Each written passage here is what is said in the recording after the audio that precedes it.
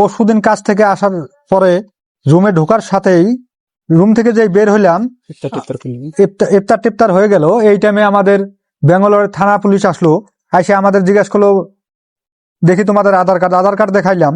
আধার card দেখা যে দেখলো বাঙালি, ওয়েস্ট বেঙ্গলের লোক, তাতেই ভাবলো বাংলাদেশি।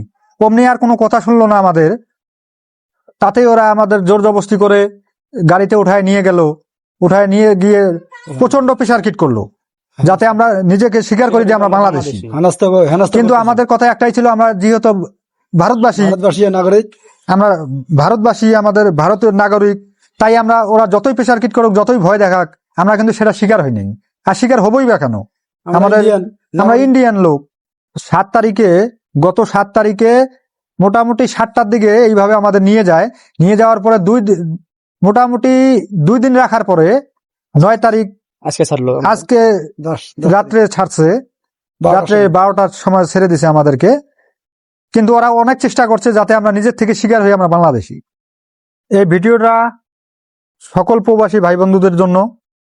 আমাদের সকলের বাড়ি দিনাটা সাব ডিভিশনে, কোচবিহার জেলা।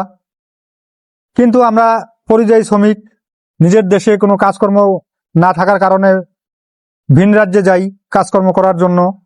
কিন্তু সেই দেশের সবাই ভাবে যে আমরা বাংলাদেশি, বাঙালি বলে বাংলা ভাষায় কথা বলি, এই জন্য সবাই আমাদের ভাবে আমরা বাংলাদেশি। সে জায়গায় পুলিশ প্রশাসনও ভাবে আমরা বাংলাদেশি। আর এই কারণে আমাদের পরশুদিন রাত্রে নিয়ে যায় থানা, ব্যাঙ্গালোর থানা নিয়ে যায় আমাদেরকে। নিয়ে গিয়ে অনেক নানান ধরনের জিজ্ঞাসাবাদ করে এবং আমাদের প্রমাণপত্র দেখায়। তারপরেও তারা সেটা মানতে চায় না। প্রমাণপত্র থাকতেও বলে প্রমাণপত্র আমাদের ঠিক নেই। সব প্রমাণপত্র থাকা সত্ত্বেও তারা বলে যে আমাদের প্রমাণপত্র ঠিক নাই, আমরা বাংলাদেশি। আমরা বাঙালি বলে কি আমরা বাংলাদেশি? বাঙালি বলে আমাদের এইভাবে অবহেলা করে সব জায়গায়। বাঙালি বলে কি এটা আমাদের অপরাধ নাকি?